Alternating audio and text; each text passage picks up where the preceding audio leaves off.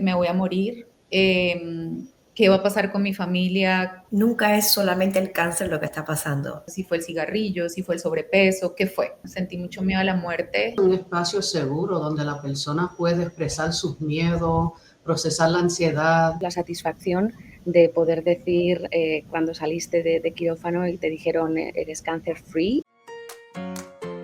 Bienvenidos a Sin Cuentos ni Cigüeñas, nuestro podcast en español en Planned Parenthood of Florida, un espacio donde rompemos estigmas, resolvemos tus dudas y hablamos de todo tipo de temas de salud sexual y reproductiva sin miedo ni vergüenza. Ponte cómodo y disfruta de este rato porque empezamos.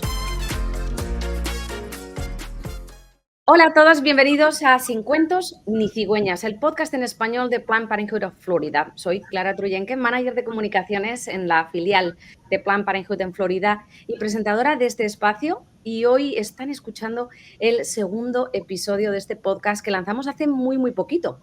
Sin Cuentos ni Cigüeñas es un espacio donde, damos voz a muchísimos temas que interesan a toda nuestra comunidad hispana y latina.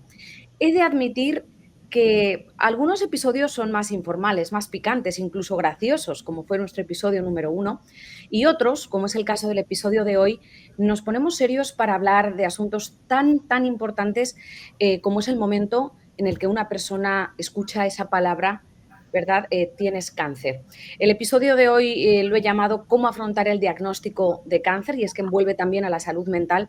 Y para ello cuento con 3 invitadas maravillosas que van a aportar testimonios e información precisa y de gran ayuda, estoy segura, para cualquier persona que esté pasando por este diagnóstico, por la enfermedad en sí misma o que acabe de pasar por esta enfermedad. Rosemary, fundadora de la organización 305 Pink Pack, Janet, nuestra directora de salud mental en Planned Parenthood of Florida, y Jessie Sacker, paciente y superviviente de cáncer de mama, que nos va a hablar de su testimonio. Hola a todas, gracias por estar hoy aquí en lo que considero que es un episodio realmente importante y que va a tocar a tantas y tantas personas en el mundo, porque hablamos en español, hablamos de una enfermedad que desgraciadamente se diagnostica miles de veces en todo el mundo en cada minuto que estamos hablando. ¿Cómo estáis? Muy bien, gracias. Muchas gracias. Janet, ¿nos puedes hacer un pequeño intro sobre tu background? Sí, mi nombre es Janet Santiago, soy trabajadora social clínica, yo hago terapia, pero también soy la directora del programa de salud mental aquí en Planned Parenthood. Y como decía, Rosemary, fundadora de 305 Pink Pack, ¿cómo surgió este proyecto? Después de tener mi propio diagnóstico de cáncer de mama. Me diagnosticaron a los 40 y yo tuve mucha ayuda de mi familia. Tenía una niña de 8 meses en ese momento y si no hubiese sido por esa ayuda, no sé cómo lo hubiéramos enfrentado. Y empezamos esta fundación para ayudar a las otras mujeres con una obra del corazón. Y Jessie Sacker, superviviente de cáncer. Ahora sí que hemos hablado por teléfono antes de la grabación de este podcast y he de reconocer que estoy aún tragando saliva después de que me contara su historia y me diera su testimonio sobre, desde la locura del diagnóstico erróneo primero, nos contarás un poquito más en unos minutos y luego, pues la satisfacción de poder decir cuando saliste de quirófano y te dijeron eres cáncer free y de hecho las cosas yo creo personalmente que pasan por algo. Hoy es 29 de septiembre, estamos grabando el podcast que en breve publicaremos y el 29 de octubre creo que me has dicho que vas a tener por fin tu reconstrucción mamaria y te quedan nada, estás con el cronómetro puesto. La recta final. A ustedes. Cuentas tu testimonio porque ha sido realmente impactante. ¿Cómo te sientes? Bueno, me siento feliz, primero de estar aquí, súper agradecida. Muchas gracias por permitirme estar acá compartiéndoles mi historia y siendo tal vez la voz de muchas personas que no lo pueden hacer, ¿no? Para mí es gratificante hablarles sobre mi testimonio, que como el de Rose y todas las personas que hemos pasado por esta etapa tan difícil, a veces es muy difícil hablarlo y expresarlo. Pero hoy me siento completamente orgullosa de la mujer que soy hoy, 18 meses después. Soy una versión completamente diferente a la que era antes. Y como tú dices, Clara, las cosas pasan por algo y más allá de encontrar o de preguntarme el por qué, que lo hice muchas veces, creo que ya encontré el para qué. Entonces, muchas gracias por hacerme parte de este momento y con mi corazón quiero compartirles todo lo que más puedo. No, gracias a ti, de verdad, por aceptar ser también una invitada y abrirte y contar tu testimonio para ayudar a todas estas personas, como digo, diariamente en el mundo reciben este tipo de diagnóstico. Vamos directamente con las preguntas, con la información. Janet, nuestra directora de salud mental en Planned Parenthood of Florida, ¿qué es lo que crees que significa recibir un diagnóstico de cáncer desde la perspectiva médica y también emocional? Pues recibir un diagnóstico de cáncer no es solamente un evento médico, es también un terremoto emocional. La mente entra en un shock y muchas personas sienten miedo, enojo, confusión, tristeza. Desde la salud mental es importante entender que estas reacciones son normales, no señales de debilidad. Nombrar los sentimientos que estamos sintiendo en ese primer paso es lo más importante para poder empezar a procesar lo que uno está sintiendo, lo que uno está pasando y empezar a hacer decisiones en cómo vamos a mover adelante. Totalmente de acuerdo. Jessie, como paciente, como superviviente, ¿qué fue lo más difícil de enfrentar en ese primer momento cuando escuchas el diagnóstico? Bueno, para mí fue un shock terrible. Yo lo primero que pensé fue me voy a morir, ¿no? Pienso que es lo primero que nos viene a la cabeza. Ese día cuando recibí la noticia fue emocionalmente devastador, adicional. Entré en un proceso de negación, como que durante los primeros minutos que me lo dijeron, y fue simplemente como, esto no me está pasando a mí, esto es un sueño, esto es una pesadilla, no soy yo, se equivocaron. Bueno, entré como en un shock que yo decía, no, no soy yo. Pero sentí mucho miedo a la muerte, sentí un profundo dolor cuando empecé a pensar en mi familia. Nosotros no tenemos hijos con mi esposo, pero siento que también se retrasó la posibilidad de lograrlo, ¿no? Entonces, ahora todo es como muy, no sabemos si vaya a pasar, pero fue como que pensé en él. Además, como que haciendo un quote rápido, yo soy la segunda esposa de mi esposo y su primera esposa también tuvo cáncer de seno. Entonces también fue como que pensé en él y dije, oh por Dios, él va a tener también una cantidad de emociones en él. Pero para mí creo que fue más el hecho de me voy a morir, qué va a pasar con mi familia, el sufrimiento que esto va a causar y la incertidumbre para saber qué viene, ¿no? Era un campo completamente desconocido. Entonces, y yo creo que la pregunta que todas nos hacemos, ¿por qué a mí? Entonces, empezó también ese proceso de culpa, de qué hice mal, por qué a mí. Yo era una persona que fumaba, entonces si fue el cigarrillo, si fue el sobrepeso, ¿qué fue? Entonces, creo que eso fue como lo que yo más te digo que eso pasó en 5 segundos, todo eso me pasó en 5 segundos. Uno cree que fue una hora de retroalimentación y no, fueron 5 segundos en los que todo se me vino a la cabeza. Y hemos hablado por teléfono también del papel que juega la salud mental, de ahí que Janet esté hoy aquí. ¿Cuál es el papel, Janet, de la terapia y del acompañamiento psicológico, ¿no?, en este proceso de tratamiento oncológico, desde que recibes el diagnóstico incluso hasta que ya has superado la enfermedad? Bueno, la terapia ofrece un espacio seguro donde la persona puede expresar sus miedos, procesar la ansiedad y aprender, aprender herramientas para manejar todas esas emociones, todos esos pensamientos. Pero no es solamente para la paciente, también es para la familia. Puede ayudar a la familia a entender cómo acompañar sin invalidar las emociones que está sintiendo la persona que ha sido diagnosticada. La terapia no es un lujo, es parte del tratamiento integral, porque cuerpo y mente trabajan juntos. Y si no tratamos la salud mental, el cuerpo no puede recuperar. Y aquí es donde también entran en juego organizaciones como la de Rosemary, como 305 Pink Pack, que ayuda a estas personas desde el mismo momento en que son diagnosticadas con cáncer. Entonces quería preguntarte, Rosemary, como fundadora de la organización y también superviviente de esta enfermedad, ¿Cómo nació 305 Pink Pack y qué necesidades viste que no estaban siendo atendidas y que creías que eran urgentes? Sí, siempre que hay un diagnóstico de cáncer, nunca es solamente el cáncer lo que está pasando. Hay muchas otras cosas que normalmente se nos complican en la vida diariamente. Y las preocupaciones de las finanzas, del trabajo, de los muchachos. Y entonces todas esas preocupaciones se van montando y entonces encima de eso tienes el cáncer. Y eso ya afecta a todo lo demás. Cuando yo tuve mi diagnóstico, toda la ayuda que yo tuve de mi familia fue porque ellos tenían trabajo flexible, tenían el tiempo para ayudarme. Todas estas cosas que tenían que hacer falta, ellos lo hacían. Pero una persona, por ejemplo, que tiene un trabajo que no pueden perder el horario, que la familia completa está trabajando, que tienen el tiempo muy limitado, ¿cómo que una persona va a llegar a su tratamiento? ¿Quién va a llevar a los muchachos a la escuela mientras que tú tienes que ir a tu tratamiento? ¿Quién va a limpiarte la casa cuando tú estás cansada y estás recuperándote de una cirugía y no puedes levantar más de 5 libras en ese momento? Entonces, esas son todas las cosas que yo encontré que me ayudaron a mí, y preguntándole a otras muchachas que estaban pasando por ese tratamiento también. Si ellas no tenían cómo lograr esa ayuda, estábamos buscando fundaciones locales que lo ofrecieran y no habían.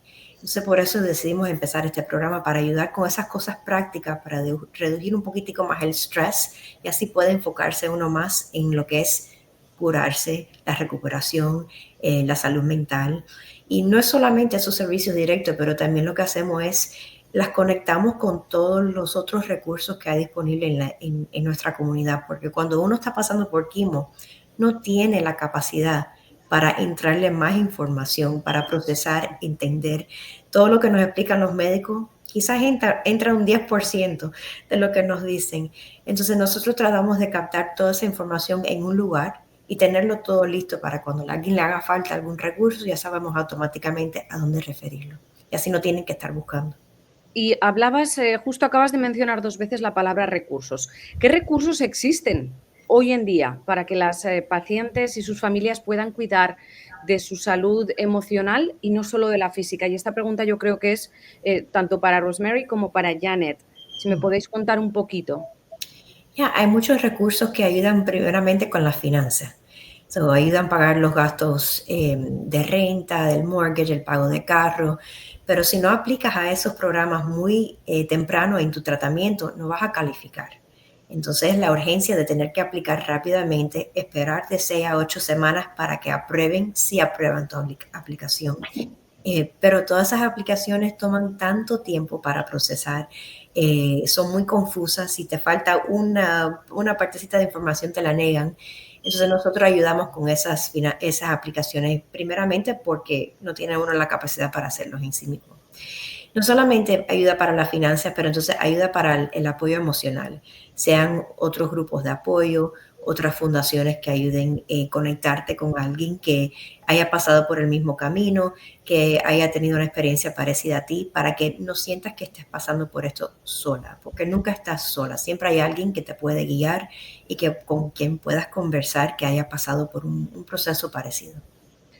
Janet, en nuestro caso, en Planned Parenthood of Florida, seguramente recibes, como directora del Departamento de Salud Mental, pacientes que enfrentan por primera vez este diagnóstico y también pacientes que no habían hecho terapia antes y que necesitan una vía de escape para expresar, porque también las familias, ¿verdad? Siempre hablamos de los que cuidan a los enfermos.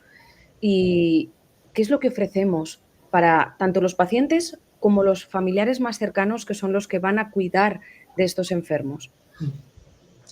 Aquí en Planned Parenthood de Florida ofrecemos consejería individual y grupal, y también ofrecemos asistencia con encontrar esos recursos que estaba mencionando Rosemary, que hizo fenomenal. Es verdad mucho de lo que ella dice, y es difícil encontrar esos recursos.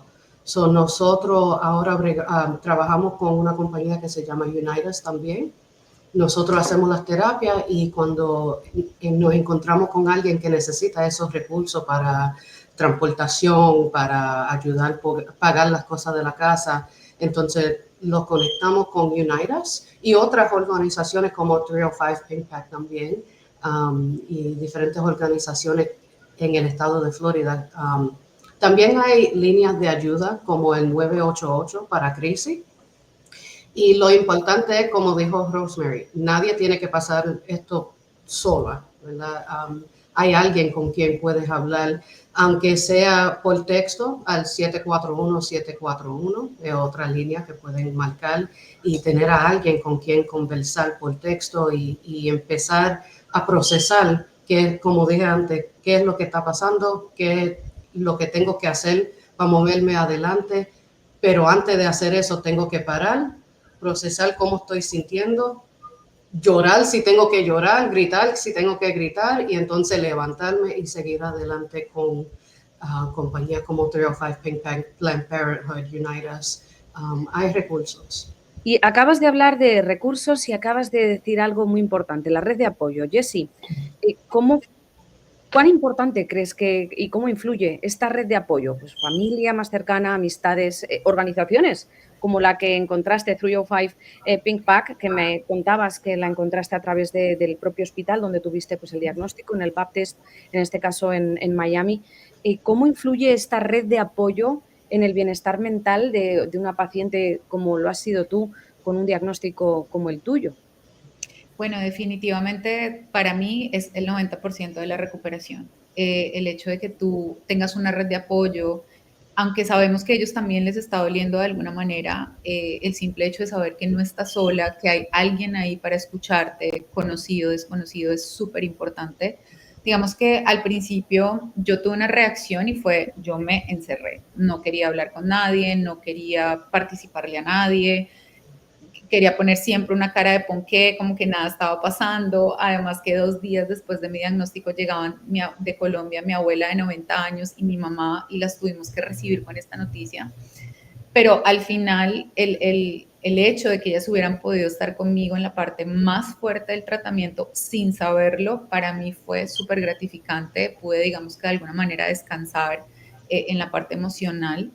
Pero como te digo, siempre es como que quise hacérmela fuerte, no está pasando, nada me está doliendo.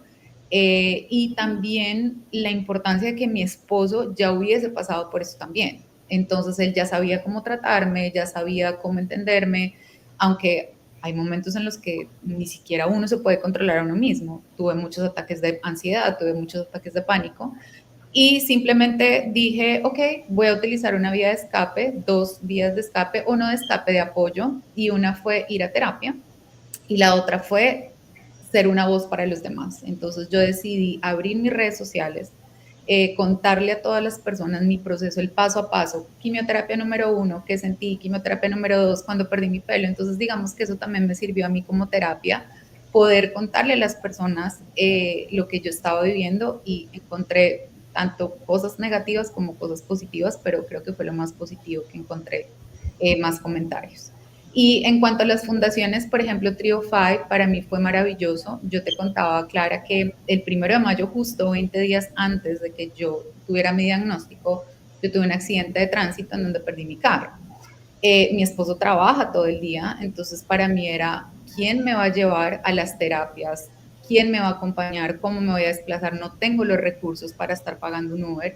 Entonces en el hospital me hablan de 305 y yo encuentro con ellos, y la verdad que todas las ayudas fueron espectaculares. Durante un año me ayudaron en el tema de mi desplazamiento. Financieramente yo nunca, laboralmente yo nunca paré de trabajar, pero aún así mis finanzas se han visto muy afectadas. Entonces también me ayudaron a aplicar, como dice Rose, algunas aprueban, algunas no, pero es que somos, creo que demasiadas personas acudiendo a unas ayudas, y es normal que un sistema no pueda cubrir todo. Pero lo que yo recibí, aparte de las ayudas financieras y demás, el apoyo, el amor que yo recibí de 305 fue maravilloso. O sea, es como que siempre te llaman, ¿cómo estás? ¿Qué necesitas? ¿Qué sientes? Entonces, para mí eso fue súper importante, y definitivamente el apoyo emocional, la red de apoyo es lo que nos sostiene, definitivamente, porque llega un momento en el que solo tú no puedes. No, totalmente de acuerdo. Y esto me da pie a una pregunta. Estos recursos físicos, ¿verdad? Financieros, mentales, aunando recurso físico con el emocional. ¿Qué estrategias, Jessie, crees que te ayudaron para mantener la esperanza a flote, ¿no? Durante todo este proceso, porque ha sido un proceso largo, o sea, si un proceso puede ser largo cuando nos hacen una prueba y estamos esperando los resultados y tardamos 20 días en conocer un resultado, imagínate un proceso de cáncer en estadio 4 de 1 año y medio, creo que has dicho unos 18 meses. 18 meses. ¿Qué estrategias fueron las que te ayudaron o pensamientos para mantener esa esperanza a flote durante todo tu proceso? Bueno, yo creo que la primera y la que nunca puede faltar es la fe. Yo me aferré 100% en Dios. Es como que yo le digo a la gente, aférrense a lo que más crean. En este caso yo creo 100% en Dios. Entonces fue como mi fe de decir, yo puedo con esto. Es algo que no puedo controlar. Estaba muy acostumbrada a controlar todo en mi vida. Y esto llegó como para decirme, hola, sobre esto no vas a tener el control, hay que soltarlo. Entonces, para mí, definitivamente la fe, las ganas de vivir, es como que, no sé, si antes yo decía, ay, no quiero vivir, estoy cansada con la vida, en ese momento dije, no, estoy a esto, me acaban prácticamente de decir, te puedes morir mañana. Entonces es como que yo dije, mis ganas de vivir, no me quiero morir.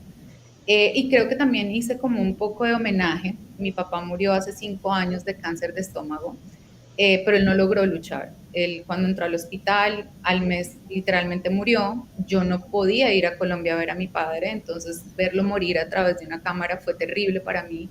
Y fue como que yo dije, tengo que hacer un homenaje a él, teniendo la oportunidad de luchar. Y 2 años después de que mi papá muere, mi tía muere también de cáncer de páncreas y fue como que todo tan instantáneo. Ella murió a los 6 meses de ser diagnosticada. Ella no luchó tampoco porque no quiso y para mí también era normal decidir si quieres o no quieres luchar. El apoyo de mi familia, el apoyo incondicional de mi esposo, esos han sido como las herramientas, mi mamá, mi abuela, mis hermanos, han sido como las herramientas que a mí me han mantenido en pie. Y definitivamente, como te decía hace un rato, yo quiero ser una voz para los demás. Entonces es como que también encontré un propósito de vida y yo dije, no me puedo ir sin cumplir este propósito. Entonces me aferré a esas nuevas personas que llegaron a mi vida, a las herramientas, estudié también, entonces pienso que todo eso me ha mantenido a mí en pie, aún así con todos los retos diarios. Yo hoy te puedo estar hablando de cosas maravillosas, pero en mi diario vivir con mi familia, en mi interior, Jessica con Jessica, he tenido que sortear demasiados desafíos y más que todo en la parte emocional, pero pienso que esos han sido mis pilares para mantenerme en pie y decir, voy a luchar y no me voy a dejar vencer. Además es que no has parado, desde el momento, no has parado de trabajar, no has parado de estudiar, de crecer personal y profesionalmente. Abres redes sociales después de tu diagnóstico. O sea, yo se lo he dicho por teléfono en nuestra llamada previa a la grabación del podcast. Yo no sé de dónde se acaba el tiempo y la energía esta mujer, pero de verdad mis respetos y admiración. Una de las últimas preguntas que tengo, tanto para Jessie como para Rosemary, no sé quién de las dos, o bueno, las dos podéis responderla, y es que ¿cómo creéis que podemos derribar el tabú de hablar de cáncer y salud mental en comunidades como la nuestra, como la comunidad latina, la comunidad hispana, donde muchas veces estos temas a día de hoy siguen siendo tabú, siguen siendo estigma, siguen siendo silenciados?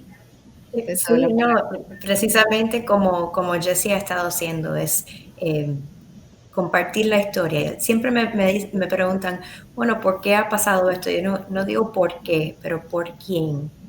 ¿Por quién? Esto ha pasado no por ti, pero es por otra persona, porque lo que está pasando, tu voz le va a dar fuerza a otra persona, le va a guiar a otra persona.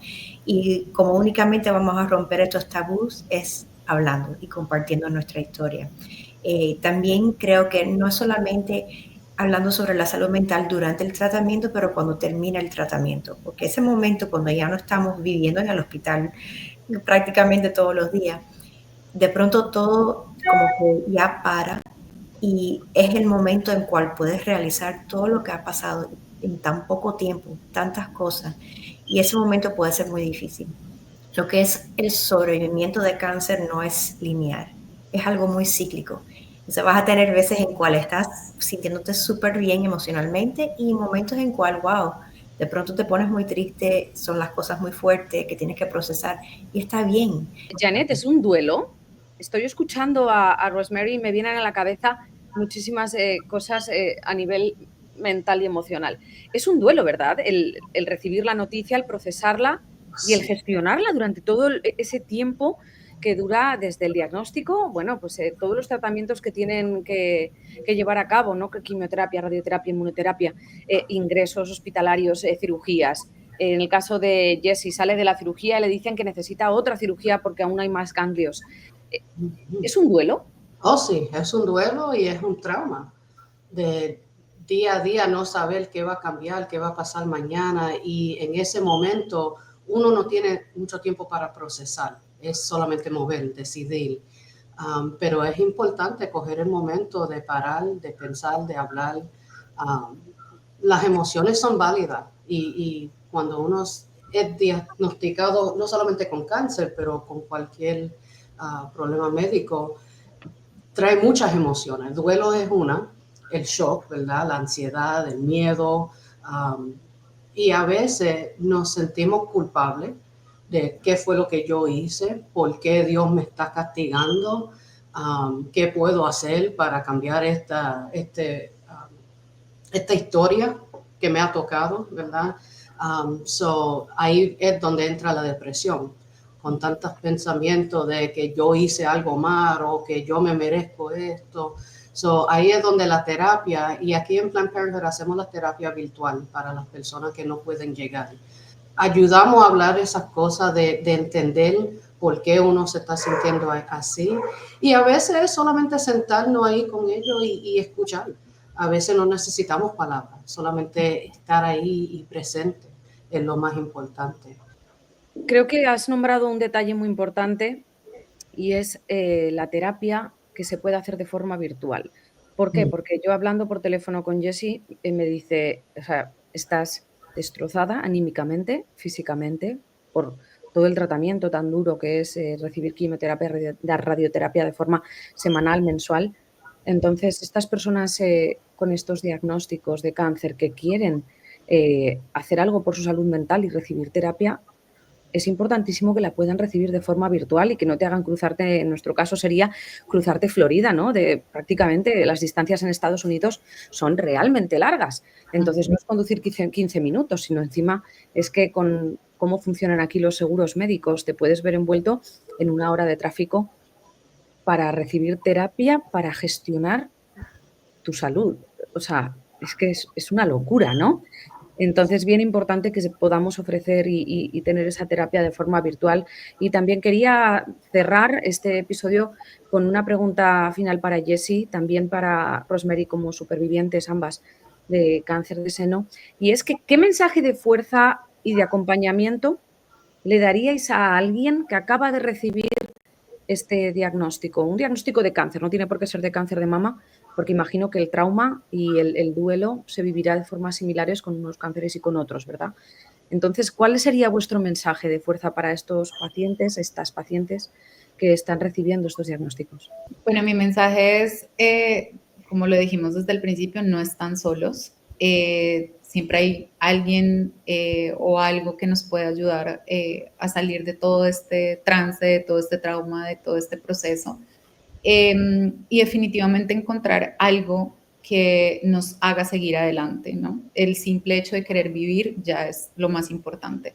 Adicional, como decía Janet, todas las emociones son válidas, somos seres humanos y a veces pienso, como les decía hace un momento, el cáncer viene como para despelucarnos un poco y simplemente para darnos la enseñanza que no todo se puede controlar, todo esto es incierto, no sabemos qué va a pasar, si va a pasar, si no va a pasar, pero mi mensaje es ese, no están solos, levanten la mano. Y pienso que también debemos unirnos un poco más para que esto deje de ser un tabú. El cáncer a veces es como un tabú. Yo te decía, Clara, hace un rato, yo recibí un comentario que creo que me marcó durante todo este proceso y fue como, pero yo pensé que simplemente ibas aquí, me te quitaban los senos y te ponían unos nuevos. Y yo decía, Dios mío, ok. Yo decía energía positiva para ella, yo decía, ok, la entiendo porque no sabe, el proceso es completamente desconocido, pero a eso voy, es como que hay que llevar un mensaje a las personas que aunque es un proceso donde nos vamos a salvar, en la mayoría de los casos, muchas lo luchan, pero no llegan hasta el final, es simplemente no podemos normalizarlo. Esto no es una gripa, es un proceso que lleva muchos procesitos y es como enseñar a las personas a que sean un poco más empáticas. Entonces, ese es como mi mensaje en general y mi mensaje es de vida. Yo, como les decía al principio, hay una Jessica antes, hay una Jessica ahora, lidiando con muchas cosas físicas, emocionales, como decía Rose. Esto no solamente antes, durante, viene un después. Y el después a veces siento que es un poco más duro que el antes y el durante, porque ahora ya es como que te enfrentas sola, ya no tienes que ir al hospital, verte físicamente. Para mí ha sido duro reconocer mi cuerpo sin mis senos. Pero ese es como mi mensaje, no estamos solos, siempre podemos levantar nuestra mano, hay que aferrarnos y también hay que permitirle al cuerpo descansar, hay que permitirle al cuerpo hablar, hay que escuchar a nuestro cuerpo cuando dice no puedo, hoy no puedo. Entonces, hay que darle también ese espacio a él para que se regenere y se recupere, porque esta batalla realmente no es de nosotros, es de nuestro cuerpo. Es nuestro cuerpo trabajando en equipo con nosotros, porque a veces creemos, es como que mi cuerpo me quiere matar, no, o me quiere, sí, quiere acabar conmigo, pero realmente esto es un trabajo en equipo con tu cuerpo. Tu mismo cuerpo te va a dar la regeneración y te va a ayudar a sanar. ¿Algo que añadir, Rosemary, a este mensaje? Solo que todo lo que ha dicho Jessie, perfecto, pero una de las cosas que yo siempre escucho que dicen las muchachas es que quiero regresar a como yo era antes. Y tienes que pensar que esto es una experiencia como cualquier otra. Nunca vas a ser la misma persona después de una experiencia. Las experiencias están ahí para que nosotros crezamos, para cambiar y para echar para adelante. Y esto es una experiencia como cualquier otra. Así que quien eres hoy es distinta a quien eras ayer y quien vas a ser mañana. No lo has podido definir mejor. Y bueno, es hora de despedirse de este episodio. Gracias a las tres de verdad por aportar vuestros conocimientos, a ti, Jessie, por compartir tu historia, también a Rosemary por ese testimonio de supervivencia, por animar a las personas a hacerse pruebas de detección, porque siempre lo digo, la detección temprana salva vidas, no es que suene atópico, es un hecho, es verdad. Y a ustedes, los oyentes, gracias por sintonizarnos, por estar aquí, por escuchar cada episodio de este podcast. Sin Cuentos ni Cigüeñas continúa trabajando para poder ofrecerles muy pronto el tercer episodio, donde seguiremos trayendo temas de actualidad, temas que interesan, que aportan información de calidad de nuestra comunidad hispana y latina y que de alguna forma elegimos estos temas con la intención real y absoluta de ayudar a todo el que lo necesite. No se olviden de seguirnos en TikTok, en Instagram, en nuestras redes sociales de Threads y también pueden visitar nuestro blog para conocer las últimas novedades sobre salud mental, salud sexual y reproductiva y pueden suscribirse a nuestro podcast Sin Cuentos ni Cigüeñas en todas las plataformas de podcast, en realidad, en Apple Podcast, en Spotify, en cualquier otra plataforma de podcast. Muchísimas gracias, chicas, por estar hoy aquí y sin más rodeos, bueno, nos vamos y nos escuchamos de nuevo muy, muy pronto. Hasta pronto. Gracias, chicas. Muchas gracias por este espacio. Que estén muy bien.